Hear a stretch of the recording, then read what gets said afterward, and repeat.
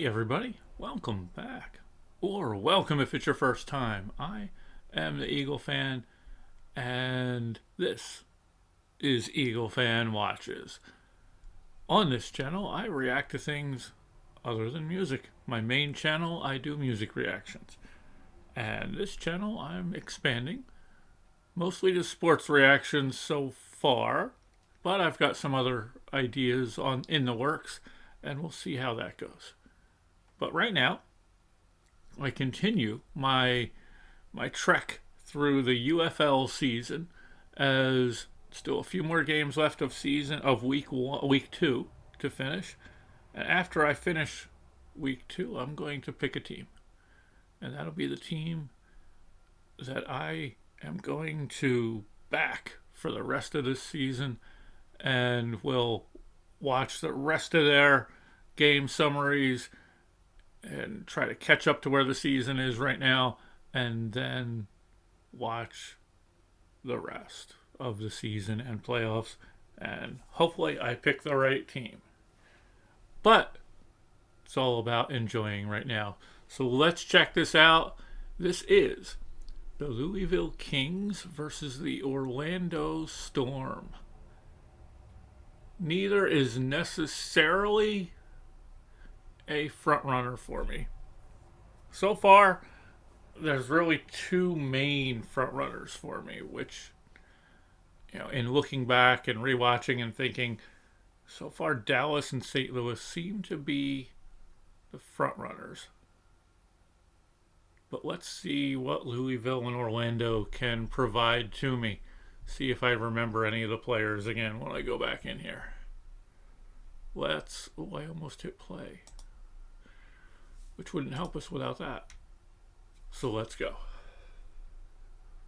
It was very steady in week 1 for the Orlando Storm. Orlando won the toss. They elected to defer as Michael Lance will be kicking away, and Jaden Sheridan is hoping for a chance at the return, which he takes now across the 25, keeps his balance, and scoots out near the 30-yard line. Snell, the former SEC star at Kentucky, is the running back for the Kings. And quickly getting into space to Caden Prather on first down to the near side. Plummer from that empty set gets it out quickly into space, and he does so to Chris Rowland. 2nd and 4. Ball comes out quick again. This is Handler who turns the corner. Handler, who was a second. Nice little quick play there. 2nd down, Plummer, as he goes out to the right side to his tight end, Stylianos. 3rd down and 8. Plummer looking over his options, goes across the middle, and it's incomplete as he was trying to get it to Chris Roll. Man-to-man coverage. That was a tough one there. He was on 4th down. 4th and 8 triple cover? Just cross midfield. It's a shallow crosser, and they're not going to get it. As Elijhah Badger was saying, they didn't even have paper clips in their office when they showed up. They started completely from scratch. Here's Bean extending the play downfield and gets it complete to McKinney. That defender took a shot, took a chance. I mean, not took a shot, like took a hit, but definitely took a chance.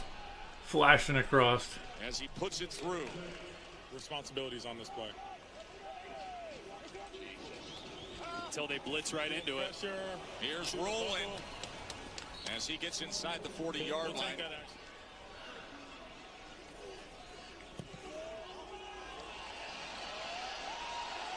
Oh, nice. Puts it through from 57. Nice.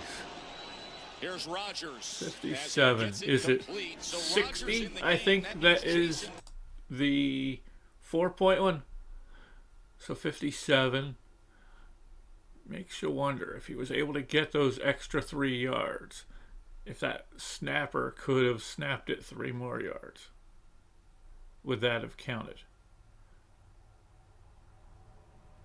I know it's based on the length of the field goal, but do they have any weird rules in there saying it's got to be a regular setup or something? I don't know. Or the line of scrimmage has to be at a certain spot. I'll have to see what I can find out on that. But so far, it's been hard to follow the replays here. it went from like one team having the ball to the other team kicking a field goal. So it's hard to really get a good feel for the flow of this game so far. But just based on the replays, nothing is standing out to me. They don't really do themselves a favor with the replays because this is a league that is new, that is trying to grow. And so far, these replays haven't really been good enough to get an idea or feel for the teams or even get an idea why you'd want to watch. So I hope they do a little bit better job at that. Build a story with your replays. Let that story play out for the people that are watching. Let them have an idea of who the actors in this story are. You're not going to build any kind of a connection with fans if they're watching something like this and have no idea the flow of the game, the way the players are playing. You know, it's a little different than NFL where you've already got a huge fan base as it is, and they know the players, and they don't necessarily need as much of a story built for them. And it looks like you're not hitting that. But anyway, let's keep going. Bean is available for Sam Achos. Here's Steve Logan, the OC. Tackled for a loss is Ian Wheeler. Ian Wheeler's the running back. Here's third down. There is Wheeler, and there's nobody near him. As Wheeler is forced out. Good job standing in there with the pressure. We got Tariq back over there. There was pressure coming in, but he does get it to Black. Nice. So I got to ask. Sounds like Reno. What you got on Reno? That's another mesh concept. Second down and 10. Rogers over the middle, and he hooks up with his tight end, McKinney. McKinney with two big receptions. Tanner Brown, the former Oklahoma State star kicker, out. So far, it is a field goal battle. And he does so. And Louisville lost So far, it's been the best kicking in a game that I've seen. By now, one of those kicks would have gone about 30 yards wide left. To the 41-yard line. Stewart able to get to the outside. Nice. And Trey Stewart taking advantage of that left side of the offensive line. Corbin straight ahead, and Corbin gets the ball down to the 12-yard line. It's a good look for the run. Unless this guy blitzes, could have the RPO. Tackled for a loss as Corbin is taken. Good defensive play there. Gill. I look 82 here, 85, middle of the field, hopefully. Third and goal. Plummer trying to extend the play. A flag is down as he just had to get the ball to Holding, Jashaun maybe? Corbin. Looks like it. I guess. And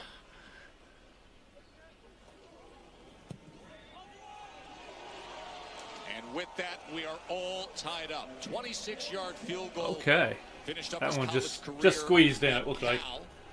There's Rogers. I as thought he I had goes jinxed the underneath. kicker. He's able to connect to Prather, former Maryland player. He's seen a lot of football. Second and 4. As Snell comes out of the backfield. It is Nice. Break tackles. Benny Snell, the former Kentucky Wildcat. Once that happens, there's no punting, no matter where the ball is then placed. As Rogers survives it and scrambles for a good gainer and a first down. Initial pressure came from Chris Garrett. 13-yard scramble by Chandler Rogers. Here's Snell again. And he patiently took his time and then he lowered that shoulder I at the wish 30-yard line and gave a little for a gain of 8.5. I keep having to look this up, and I don't. I'm sorry. I still don't quite get the punting, non-punting rule. Because I just heard him say, but I wish I had heard the beginning of that conversation. That once that, and I don't know what that was, regardless of where the ball is placed, there's a no punting rule. But I could have sworn in one of the replays before I saw a team that was across the line get like, it was like a sack, fumble, major loss. I can't remember if they punted after that. Maybe they weren't quite at the 50. I don't know. I don't know if it's after you get across the 50 or after you get so. I know if you're snapping from the on across the 50. So if you're at the 49-yard line of the other team on fourth down, you're definitely not allowed to punt. I got to find out if it's okay. You had a bizarre play that had you lose, 20 yards, and now you're back at your 35 in a 4th and 30. Are you allowed to punt then, or do you have to go for it? Because it is kind of, there's a rule there where there's a little bit of a gray area then. Because once in a while you're going to have these weird plays that happen, or maybe penalties or something that push you way back, and you have one of those 4th and forevers, and you're not even close to midfield now after that. If you're still required to go for it, or if there's some kind of if you're past a certain area, then you can punt.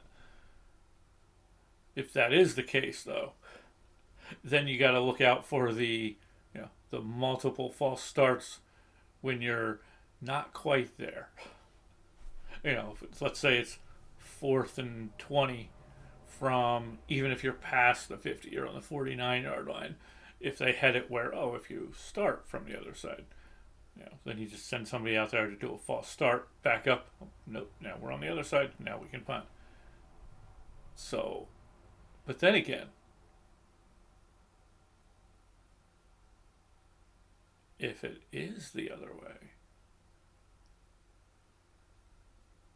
I'm sorry, my mind's just always looking for loopholes. And imagine this scenario. It is, let's say it is that case where it matters where the ball is,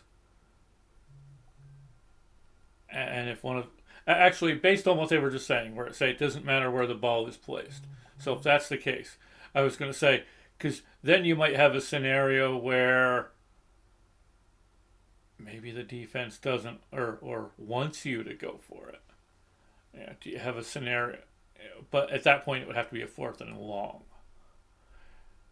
where you're at your own 48, and let's say it's 4th and 15. If that doesn't already fall in you have to go for it, then I would just say, hey, go jump off sides. Go jump off sides. Move them 5 yards forward. Let's take a shot at that 4th and 10 so we can get the ball in good position instead of making them punt. Of course, I guess it also depends on how good your defense is.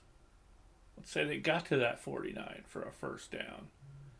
Now it's 2nd, 3rd, 4th down. They never got past the 50. Let's say they're on maybe they lost a couple yards, so now they're at the 47. It's 4th and 12. Are you confident in your defense enough to risk that 4th and 7? So you go send them off sides. So now they move 5 yards forward. They're now across the 50. 4th and 7. Put it on your defense's shoulders, and so that way they don't punt and put you down on like the 10-yard line. Now you got maybe a chance to get the ball at midfield. Just putting it out there. Risky ideas, thoughts. Anyway, I'm sorry.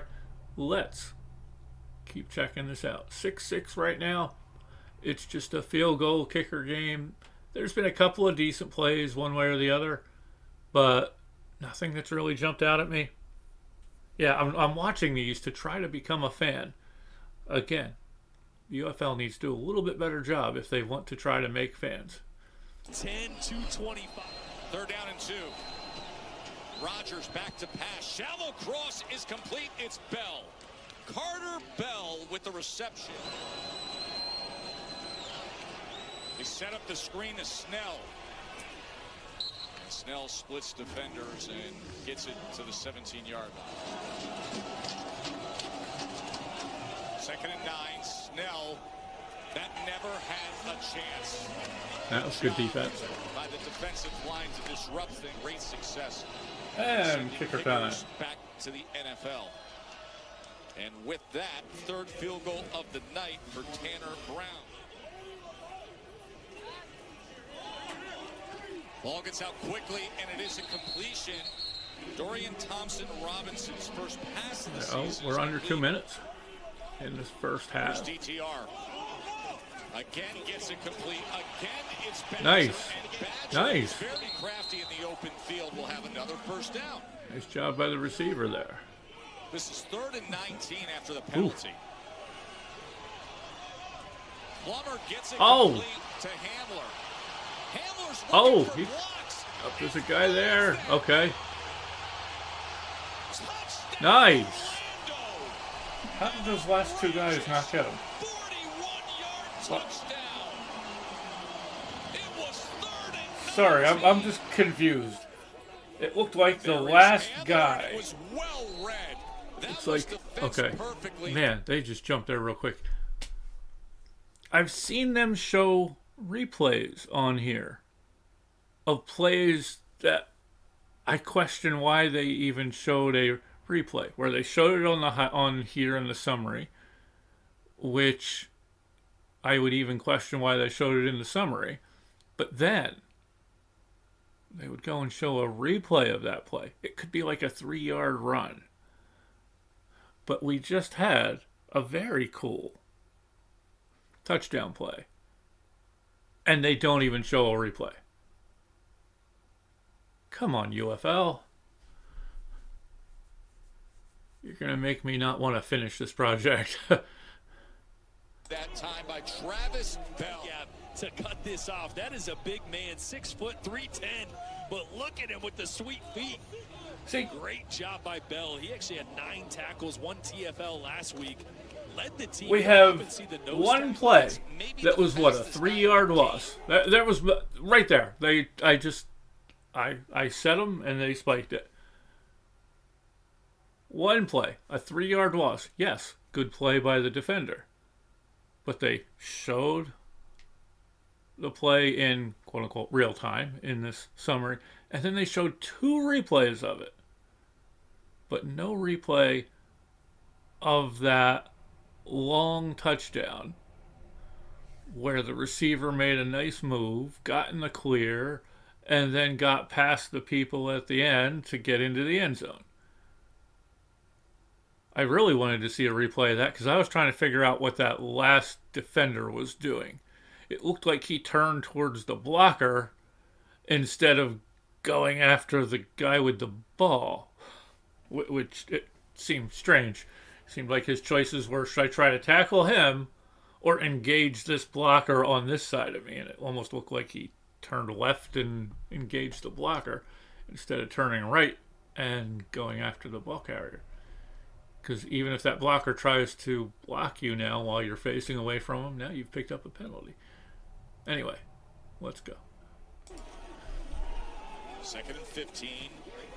And Roland is backed up. Oh, wow, and somehow, just to gain any yardage was That was a nice play, just to get a couple of yards. Finally makes it. Jack Browning onto punt. As he skies this thing into the night here in Orlando. Carter Bell on the return as he's pushed out near the 22-yard line. 3. Okay.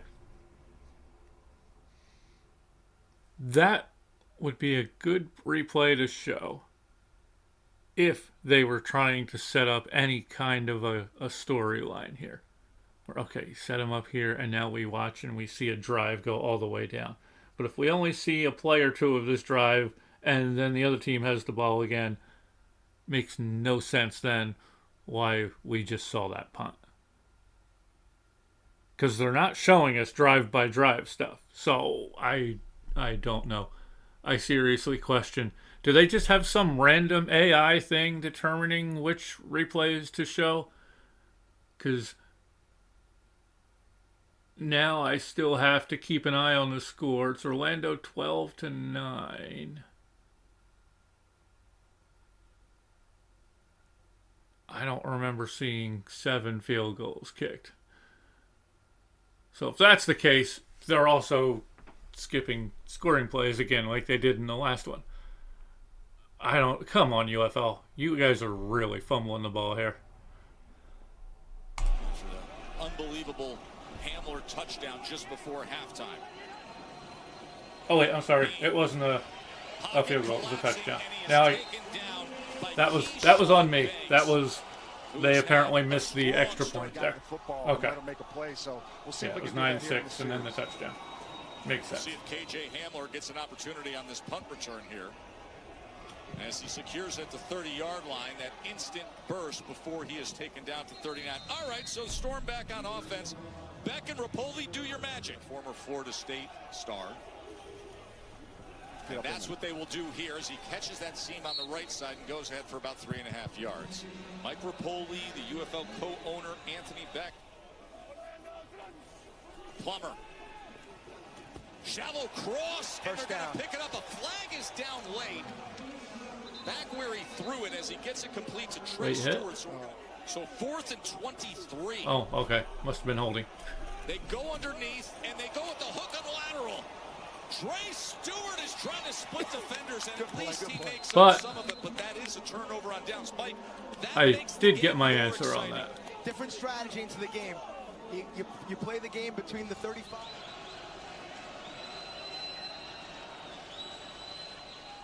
You go underneath, and it's close to the line to gain to Lucky Jackson. He's going to be about a yard short, but as you said, now play action. Plummer being chased and being sacked. He is taken down by Cam Gill. Okay. How do you not show the 4th down play there? Yard short, they have to go for it. And now apparently they obviously didn't make it because the other team has the ball. But why not show us that? Okay. Sorry, I am very much disappointed with the way they do these replays. It's time for tonight's game flow, brought to you by Progressive. KJ Hamler, a 2nd-round pick. I mean, there is talent galore. Tackle for loss. The defenses are really rising up. Great moment with his mom there. I love the fact he says, I wish I would have scored it. Like, he's disappointed that he wasn't going to house it on that play at 300 plus. Well, the big boys, they dream about that. Snell, wow, great run fit. He is met. It was Isaiah Nice Buggs defense. in on the play. Okay, we're in the 4th quarter now. It was a good run, well blocked, 1st down, Orlando. This is a way you get a team out of a deeper zone. Oh, the ball's out on 3rd and 1.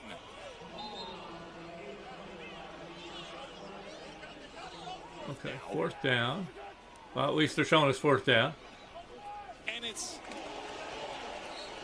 caught right at the line to gain. What an effort that time by Bowman. Orlando. He definitely made it there. It looked like he was over it and then kind of coming back. Setting up the screen. Stewart. Oh, that is blown up. Oof. That was blown up on the other side of the 50-yard line by Cameron. 3rd down and 12. Little tap pass with the motion with Roland, and Roland gets to the 40-yard line. Time in the first half. Had a couple good drives. Okay. Pass here on 1st down as he gets a good. I don't know if they missed. Well, I guess they didn't miss a field goal. I guess they went for it and didn't make it. But of course, they didn't show us that. That is complete to Chris Roland. They'll show us a couple random punts 3rd and 2, where there's Corbin.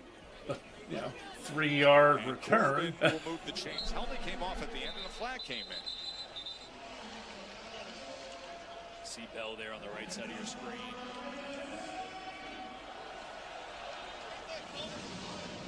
So you want to play pro football? Yeah. That's usually one, I'm going to be honest, that's usually one they let go, though. Kind of the end of the play there.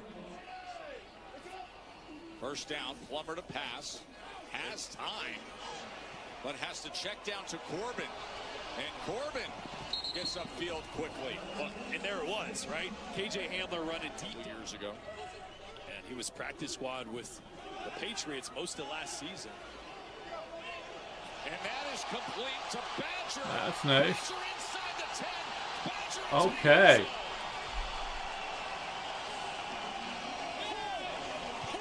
Is it, just under 5 minutes left. Looks like Orlando's going to pull this one out. Faster guys in the league haven't called his name. There he goes.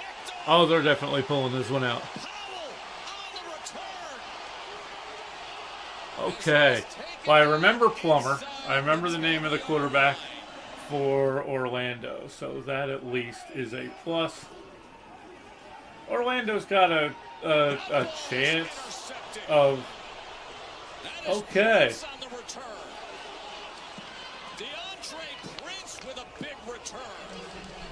Well, that kept it from being completely out of range, but now we're only 2 minutes left.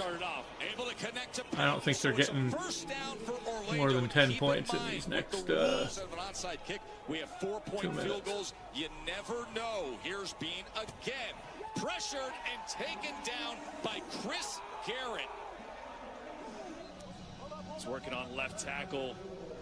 Leroy Watson, and just too much speed. Bends the corner really well. Okay. That was a weird way to suddenly end the video, but I guess nothing happened in the last minute and a half. And Orlando wins. It is hard for me to get into these videos. UFL is really dropping the ball on this. So let me know your thoughts. Give me an idea what team I should cheer for. And at the moment, I gotta say Louisville, not really standing out. Orlando, yeah, they're a maybe. But I'm still thinking it's probably going to be between Dallas and St. Louis right now. And let's see. Actually, as I look up here, because I've already prepped for the next couple reactions, I didn't realize, now I see that St. Louis and Dallas are playing each other. So I might as well just say it right here. And whichever of those two teams wins will be the team I back for the rest of this year. And it's going to be painful if it's Dallas. It's going to be very painful if it's Dallas. I will say that because it is Dallas. Although I do have a Dallas Elijhah banner up there. So I have cheered for a Dallas, and I still do with Dallas Goddard, but not Dallas. So I guess better than the Cowboys. So we will see. I am going to do Birmingham, Houston next, and see if either of those really jump out at me. That one will be an even longer reaction. That summary video is twice as long as this one, so that'll be a longer reaction. I am going to get to that shortly. So thank you for joining me. Thank you for making it this far, and until next time, everybody, take care. Bye.